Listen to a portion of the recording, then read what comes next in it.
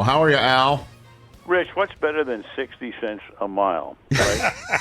8.5 miles, like $5 each way. So, do you really file for per diem with NBC after Super Bowl 56? Is that what you're saying, Al? Does that actually happen? You just planted a seed. I shouldn't even go that way because I don't eat any vegetables. So forget about That's seeds. true. Okay. Very good. There you go. Very good. I like it. How you doing? Good to chat with you. Fantastic. I'm ready for action. It's funny the 2 week thing. It's good on one hand because especially we haven't seen the Bengals in 3 years. It's a brand new team from the last time we saw them. So we've had plenty of preparation time, which is that part's good. But I'm antsy right now. Kind of wish the game was was tonight. I bet. Have you ever have you ever called an LA Super Bowl before, Al? No. In fact, when I started doing primetime football on ABC Monday night in '86, the Raiders were here, and they wouldn't televise any games because they couldn't sell out the Coliseum, and you had the blackout rules in effect in those years. So the Rams, when they moved to Anaheim, I got to do a few games there because they were able to sell out. Then everybody moved away for 22 years, and I never did another home game until we did a Rams-Atlanta playoff game, I think in McVay's first season back in 2017. So that was the first football game I had done in the city of Los Angeles. And now we've done a few, and of course this is really the cherry on top of the cake. This is fantastic. Yeah, I mean the Bengals are practicing at UCLA, Al. I mean, come on, this is as convenient as it gets. This is amazing. I love it. Right. I mean, somebody could tee you off on the 17th tee at Bel Air and just smack one right into the middle of the practice. Yeah, you could take Burrow for a quick 9 after practice just to see what's going on. If he's available, he's in. That's it, I'm sure. So, again, because I had Chris on yesterday. Chris Collinsworth was on yesterday, and I asked him, when was the last time you had a Bengals game? And he was scratching his head because normally the Bengals are the team you flex out of, right? So, right, and we flexed in. I think 3 years ago they got off to a hot start.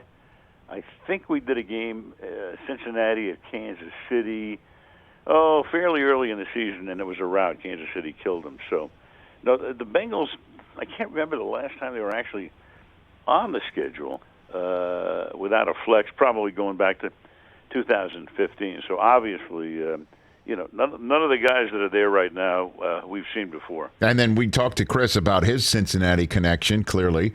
Jamar Chase busting up all his rookie records for playoffs and regular season and things of that nature. But you, sir, you've got a Cincinnati connection as well, don't you? I do. Michaels. I started my career doing minor league baseball in Hawaii, and that led to the Cincinnati Reds. So here I am in my mid-20s. I get the job with the Big Red Machine. I get Rose, Bench, Perez, Morgan, Sparky Anderson, Concepcion, Geronimo, Griffey. I get that team.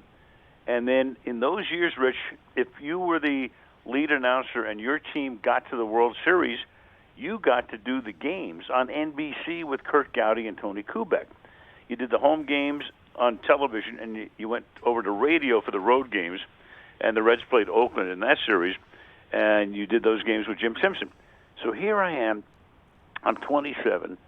I'm going to do the World Series on NBC. I mean, my dream is coming true. I'm just a kid, basically.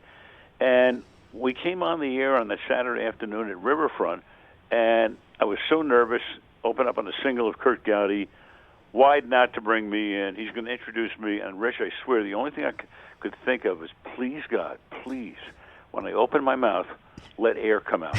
That's all. And it did. And then once you got started, it was great. But I was thinking the other day, I mean, I did the World Series with the Cincinnati Reds 50 years ago, and now I'm doing the Super Bowl with the Cincinnati Bengals in 2022. Crazy. On NBC. Yeah, on NBC.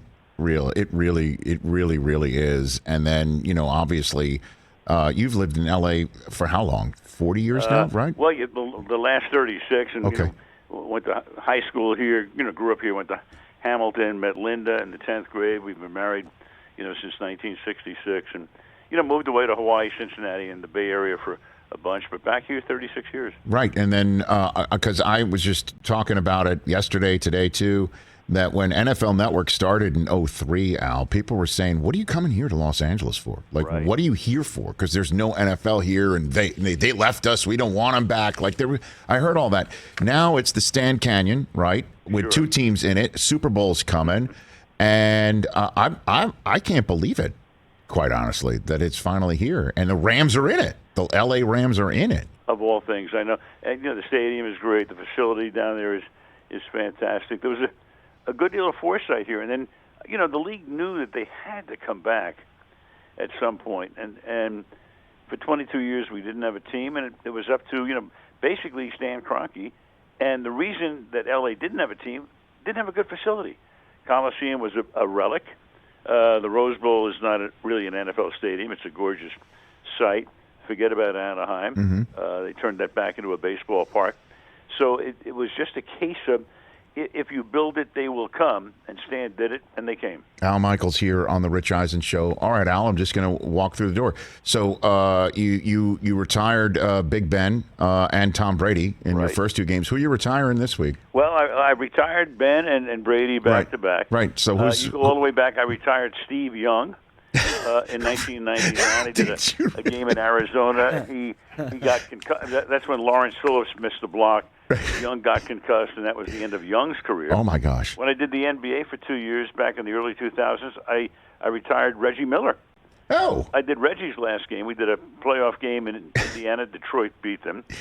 So I think of myself as the Grim Reaper. But Rich, I'll tell you one thing. Yes, I'm retiring myself this week. Okay. I guarantee you that. Okay, I like that. No retirement for you this week, but so everyone else needs to have their head on a swivel, correct, this week? No, it's I'm just, I love it. You know me at this point in my life. I'm all flowers and chocolates and love. Well, and it's Valentine's Day coming up. That's true. Day after. And so I don't know if you heard on Tom Brady's podcast last night, Al. Right. Are you aware of what he said on his podcast last night? I think he waffled a little bit from what I read anyway. The creaking noise you heard last night was the retirement door being left slightly ajar all of a sudden. Right. Right. When we had him in that the Ram game. Right.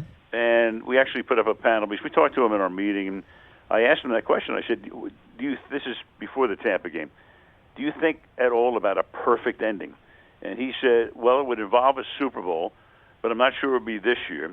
And then he kind of went back and forth. And I said on the air, I said, he's really speaking in switchbacks, so I can't say for sure what he's going to do.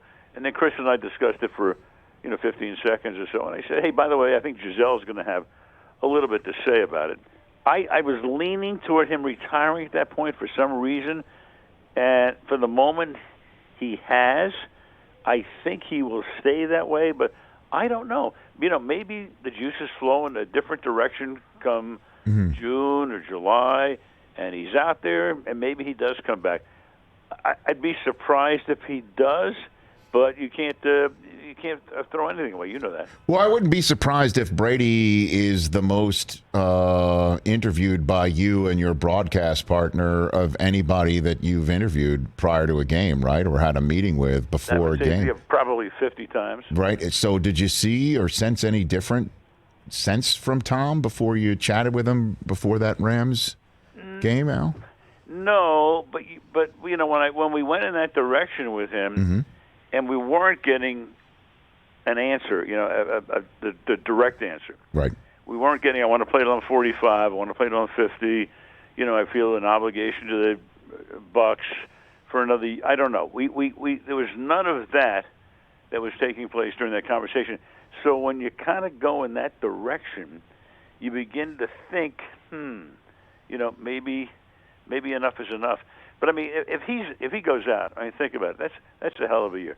Leads the league in touchdown passes, right? And in not in rating, but in completions. Sets an NFL record most completions in a season, and he's right up among the leaders in almost every department. So could he play again? Of course. Will he play again?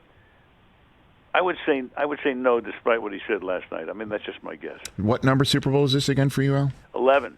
11. One more than Brady. That's right. maybe he's trying to catch up with me. Yes, indeed, Al. Maybe he's trying to catch up with you. So, what is it like for you before the broadcast? Still, like that guy before, the Reds World Series game with a little more experience and knowing that some air's coming out, but there's still some level? Like, what's that going to be like for you Sunday? What you want to do is, it's like, you're a player in a way. You're excited, and it's going to start, and the hoopla.